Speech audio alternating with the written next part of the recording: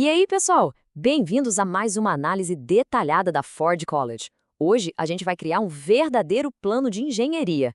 Porque cá entre nós, construir um projeto Capstone na Solana Cloud sem planejamento é tipo tentar colocar o banheiro no telhado antes mesmo de fazer a fundação da casa. As chances de vazamento são altíssimas, né? E o retrabalho? Esse é garantido. Então, o nosso foco hoje é definir os limites e os critérios exatos muito antes da gente sequer pensar em digitar a primeira linha de código. A nossa rota de navegação de hoje é bem direta.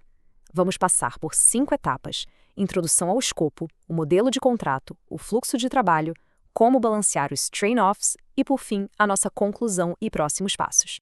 Então vamos lá. Seção 1. Introdução ao escopo.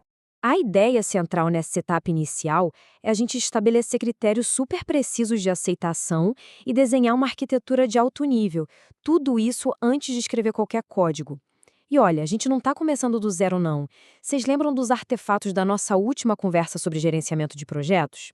Pois é, aquela checklist de implantação que a gente criou funciona literalmente como a tinta da nossa fundação de hoje. A gente está reciclando uma base operacional que já é sólida para sustentar a estrutura do nosso novo sistema. Seguindo em frente. Seção 2, o modelo de contrato. E calma, quando a gente fala de contrato, não pensem naquele documento jurídico chato e cheio de termos complexos. Nada disso. Esse contrato é mais como uma trégua técnica, super amigável, entre quem está construindo e as equipes que vão operar o sistema. Esse acordo tem 4 cláusulas bem práticas: critérios, responsabilidades, restrições e condições de rollout. Sabe qual é a mágica aqui? Essas 4 cláusulas pegam aquelas ideias super vagas de tecnologia e forçam elas a se tornarem limites rígidos e papéis concretos. É o fim da ambiguidade. Para deixar isso ainda mais claro, vamos olhar uma comparação direta. Dizer que o seu sistema precisa ter um fluxo de pagamento rápido, bom, isso é meio inútil para quem está na engenharia. Não tem como testar o que é rápido. Agora, saca só a versão acionável, como ela muda o jogo. Conclui em 5 segundos sobre uma carga de 50 usuários simultâneos. Que diferença, né? A gente pegou um desejo abstrato e transformou em um portão automatizado que pode ser testado à exaustão lá nos nossos pipelines de integração contínua. Certo? Agora a seção 3, o fluxo de trabalho. Para sair daquele plano teórico, a gente precisa de um método real. O nosso processo tem 5 passos bem lineares: coletar os insumos, escrever os critérios, mapear os componentes, definir as integrações e, por fim, produzir as metas de rollout. Agora, um detalhe rigoroso, mas absolutamente necessário sobre o passo 1, ele tem limite de tempo, tá? A recomendação é dedicar no máximo os 60 a 90 minutos para essa coleta inicial. Isso é fundamental para evitar a famosa paralisia por análise, sabe? Aquela situação onde a gente fica planejando para sempre e o projeto nunca sai do papel.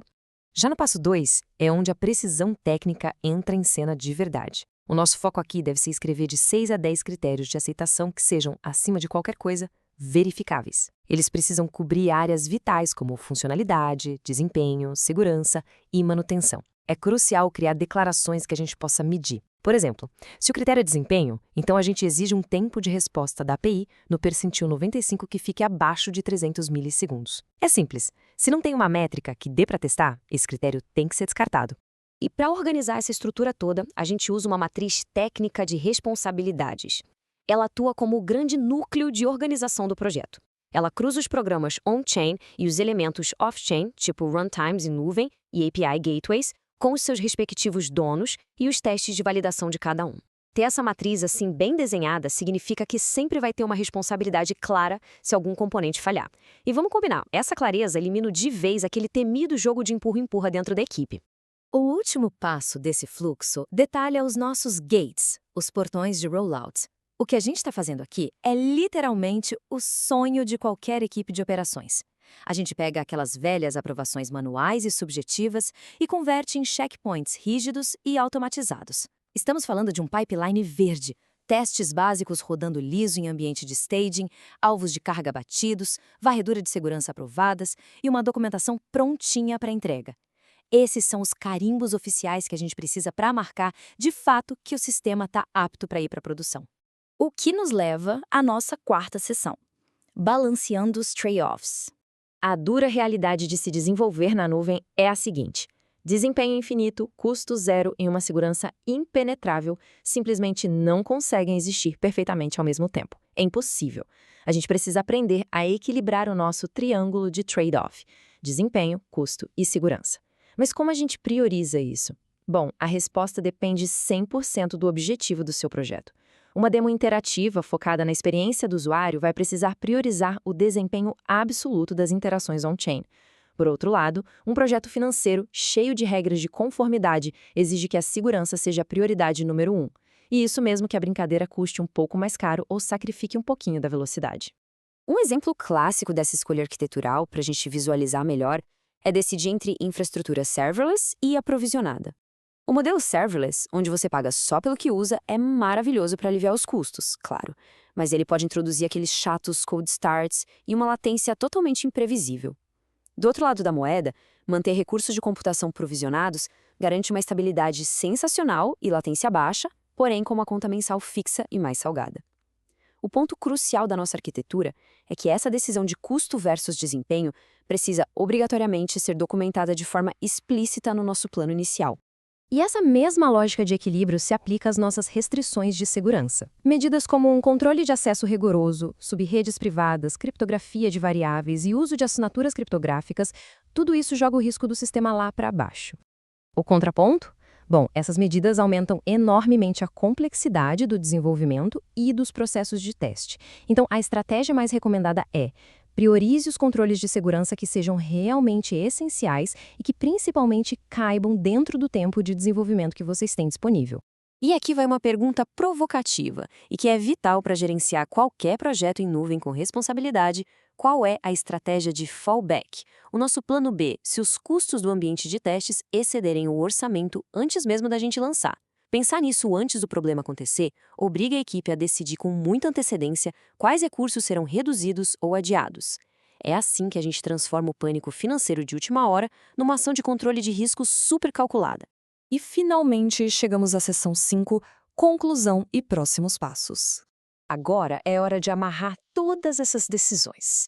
Se fosse para guardar apenas uma única ideia de todo esse nosso papo de hoje, por favor que seja esta: encare o escopo do Capstone como um contrato curto entre construtores e operadores.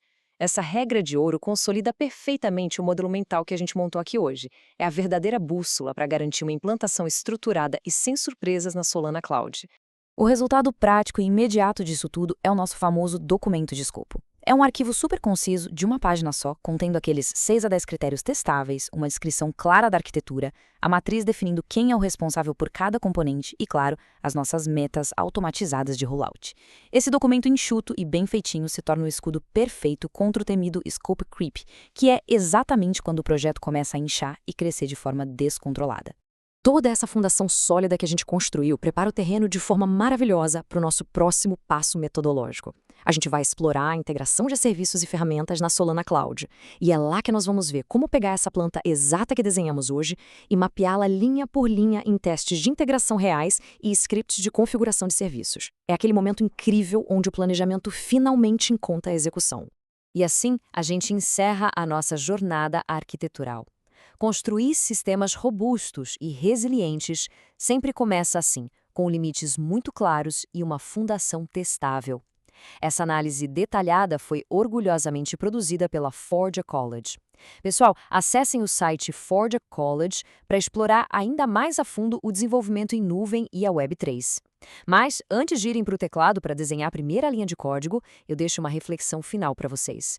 Quando a realidade pesada do projeto bater a porta, qual ponta do nosso triângulo de trade-offs a sua arquitetura vai sacrificar primeiro? Pensem nisso. Até a próxima!